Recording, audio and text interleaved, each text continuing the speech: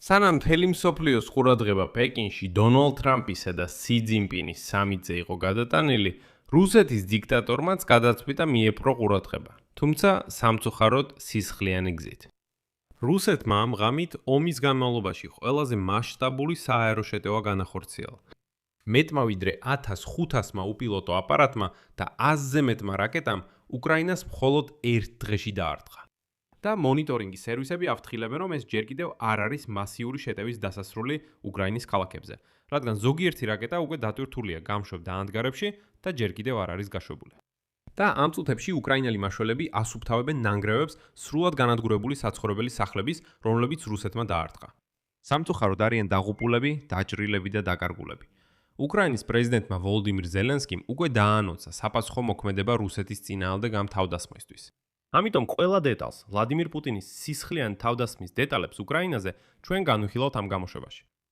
ჩემი სახელია ალექსეი პიჩი, მოდით ერთად განვიხილოთ ეს თემა. მაგრამ სანამ დავიწყებთ, გთხოვთ გამოიწეროთ ეს YouTube არხი, მოიწონოთ ეს გამოშვება, დაწეროთ ნებისმიერი კომენტარი ამ ვიდეოს ქვეშ და გამოიწეროთ ჩემი Telegram არხი Pichi News-ი. ბმული მასზე მოცემულია ამ ვიდეოს აღწერაში.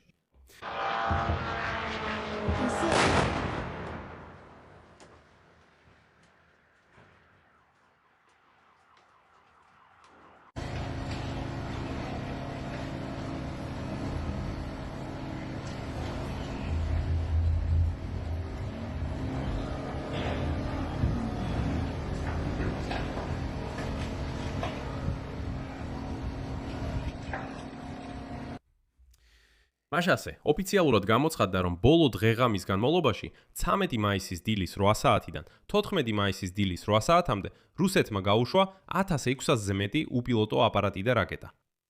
გასაგებად რო ვთქვათ, წინა რეკორდი დამყარდა 2026 წლის მარტში.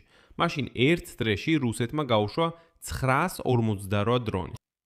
ეხლა კი ეს რიცხვი 1600-ს აღწევს. თუ ზუსტად ვიტყვით, დაახლოებით 1650-ზე მეტია. ანუ ზრდა თითქმის ორჯერი. და ეს შემთხვევითობა არ არის. ეს იმ ზავის შედეგია, რომელიც ტრამპმა უკრაინას 9 მაისისთვის მოახვია თავს. ეს კიდევ დიქტატორ პუტინის შეგნებული არჩევანია, რომ მიიპყროს ყურადღება, სანამ ყველა ტრამპისა და სი ძინპინის პეკინის სამიტზე საუბრობს, სადაც რა თქმა უნდა, მას არ დაუპატიჟეს. 24 საათში რუსეთმა ორი შეტევის ტალღა წამოიწყო. პირველი ტალღა იყო 13 მაისის დღისით, დაახლოებით 750 დრონით. დარტყმა ძირითადად დასავლეთ რეგიონებსა და სარკინიგზო ინფრასტრუქტურას მიაყენეს.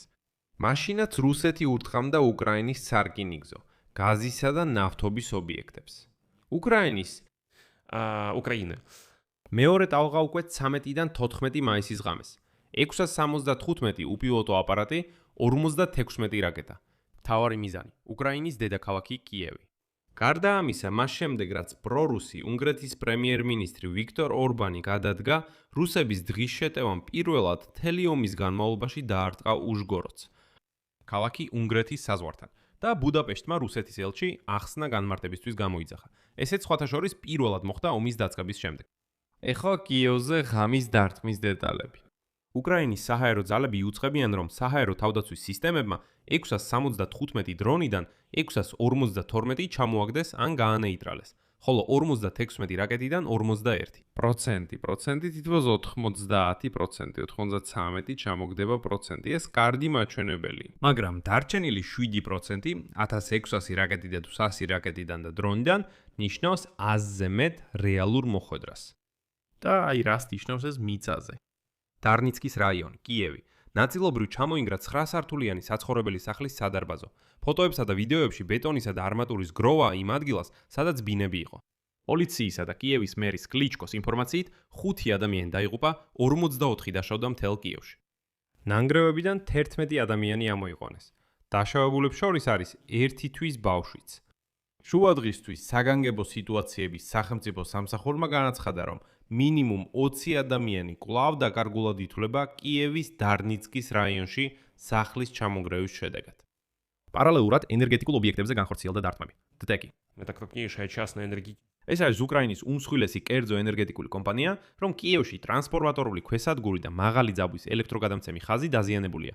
წყალმომარაგება დარღვეულია. დედაქალაქის აღმოსავლეთ ნაწილში, კრემენჩუგში, პოლტავის რეგიონში, ასევე განხორციელდა დარტყმა სამრეწოლო ენერგეტიკაზე. გაზის გარეშე დარჩა ათასობით აბონენტი. აქ კიევთან დაკავშირებით მინდა აღვნიშნო, რომ რუსებს კიდევ ერთხელ არ შეიძლება ენდო. ესენი არიან გაველურებული, დაუბანელი, უბრალოდ საზიზღარი არსებები. აგიხსნით, რატომ საუბრობ ამაზე ასე კრიტიკულად? გახსოვთ როგორ ყვიროდნენ რუსები, რომ თუ 9 მაისს წითელ მოედანზე რამე ჩამოფრინდება, მაშინ კიევს დავარტყამთ. წითელ მოედანზე არაფერი ჩამოფრენილა, მაგრამ რუსებმა კიევი მაინც დაარტყეს, თანაც საკმაოდ მასიურად. და აშკარაა, რომ მათ ეს ზავი ამ შეტევის მოსამზადებელ დროდ გამოიყენეს.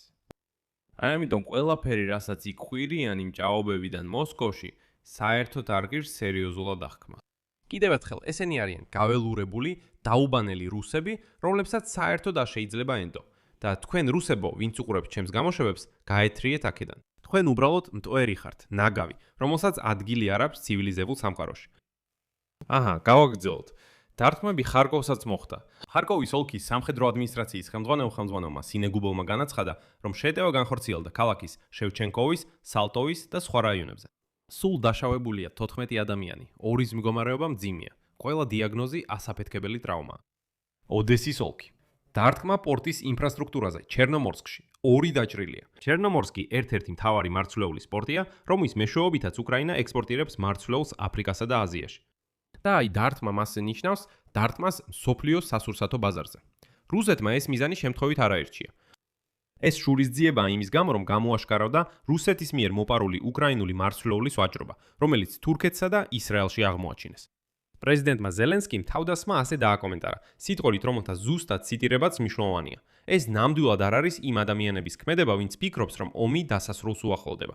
მნიშვნელოვანია, რომ პარტნიორები ამ დარტყმაზე არ დუმდნენ. პროგრამა Purell აუცილებელია, რათა უკრაინამ შეძლოს ასეთი ბალისტიკური დარტყმებისგან თავის დაცვა. ასევე ყველა იმ ადამიანის ინტერესებში, ვინც მშვიდობისკენ ისწრაფვის, საჭიროა რუსეთის მიმართ ზეწოლის გაგრძელება. აქ რუსების ტაქტიკა სრულიად გასაგებია. დრონები ტალღება დაფრინავდნენ 30 საათზე მეტხანს. ჩვეულებრივ, რაკეტებს ღამით უშვებენ, როცა ხალხი ძინავს, რათა მაქსიმალური განადგურება და შფოთვა გამოიწვიონ. მიზანია გამოაცალონ ძალა უკრაინის საჰაერო თავდაცვას და ამავდროულად მოახდინონ მაქსიმალური ფსიქოლოგიური ზეწოლა მშვიდობიან მოსახლეობაზე. მაგრამ მთავარი კითხვა ასეთია, რატომ სწორედ ეხლა? 9 მაისამდე რუსეთმა გამოაცხადა ეგრეთ წოდებული 3 დღიანი ზავი და სთხოვა უკრაინას არ დაესხას თავს წითელ მოედანს. უკრაინამ მისცა ეს გარანტიები და საბოლოოდ დააფიქსირა ასობით დარღვევა ცეცხლის შეწყვეტის რეჟიმის რუსეთის მხრიდან.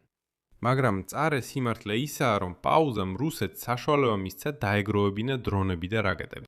სანამ უკრაინა ცეცხლის შეწყვეტის რეჟიმის გაგრძელებას თავაზობდა, რუსეთი მასიურ შტურმს ამზადებდა და ის დაიწყო მაშინვე, როგორც კი დასრულდა ეგრეთ წოდებული ზავი. ანუ სანამ ზელენსკი საუბრობდა იმაზე, რომ ეს ზავი უნდა გაგრძელებულიყო, პუტინი ამ დროს იჯდა და ითვლიდა, რამდენი რაკეტა და უპილოტო აპარატი შეეძლო გაეშვა უკრაინის მიმართულებით, როგორც კი ეს ზავი დასრულდებოდა.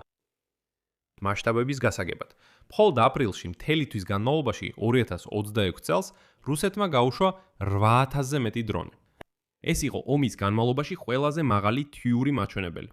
ამასთანავე ომის კვლევის ინსტიტუტის მონაცემებით, ბოლო 4 კვირის განმავლობაში რუსულმა ჯარებმა დაკარგეს 70 კვადრატული კილომეტრი უკრაინული ტერიტორია. ანუ მიწაზე ფრონტზე მათ უკან დახევა აქვთ, ისინი პოზიციებს კარგავენ, მაგრამ ჰაერში რეკორდია. რუსეთი ვერ იგებს ფრონტზე და სამოქალაქო ინფრასტრუქტურას უტევს. და თუ აპრილში მთელი თვის განმავლობაში იყო 8000 დრონი, მაისში მხოლოდ ბოლო დღეღამეში იყო 900-ზე მეტი, 1500-ზე მეტი. ამავე დროს ბოლო დღეღამეში ფრონტზე მოხდა 187 საბრძოლო შეჯახება. დაახლოებით 50 შეტევა უკრაინის შეიარაღებული ძალების პოზიციებზე პოკროვსკისა და გულიაიპოლის მიმართულებებზე. რუსეთი ერთდროულად ბომბავს ჰაერიდან და აწვება ხმელეთზე და აქ ზელენსკი სრულიად მართალია. ეს არ არის იმ ადამიანების ქმედება, ვისაც მშვიდობა სურს. ბოლოს კი დავამატებ ზელენსკის ციტატას. მნიშვნელოვანია, რომ სანქციები იყოს მთელი მსოფლიოდან რუსეთის წინააღმდეგ. რუსეთის პასუხისმგებლობა ომზე და ჩვენი სანქციური ზეწოლა უნდა მუშაობდეს 100%-ით. და კიდევ ძალიან მნიშვნელოვანია, რომ მსოფლიო ამ ტერორზე არ დუმდეს და იყოს უკრაინის გვერდით. და აი აქ მეგობრებო, მინდა ერთი მნიშვნელოვანი მომენტი აღნიშნო. ჩემი ყველა ვიდეო თარგმნილია მსოფლიოს 20-ზე მეტ ენაზე. თქვენ შეგიძლიათ შეხვიდეთ ამ YouTube არხის მთავარ გვერდზე და ნახოთ, რომ უკრაინის შესახებ სიახლეები და ის, რასაც რუსეთი უკრაინის წინააღმდეგ აკეთებს, თარგმნილია უამრავ ენაზე. მსოფლიო აუდიტორია სრულად ხედავს ყველაფერს, რაც ხდება. ამიტომ მინდა გთხოვოთ ფინანსურად დაუჭიროთ მხარი ამ YouTube არხს. ნებისმიერი დონაციით, რომელიც მითითებულია ამ ვიდეოს აღწერაში, მულებითა და რეკვიზიტებით, შეგიძლიათ დაეხმაროთ. მადლობელი ვიქნები ნებისმიერი თქვენი მხარდაჭერისთვის. და რა თქმა უნდა, გამოიწერეთ ეს YouTube არხი. დაალაიქეთ და დაწერეთ თქვენი კომენტარები. სულ ეს იყო. იზრუნეთ საკუთარ თავზე, ყველას ნახვამდის.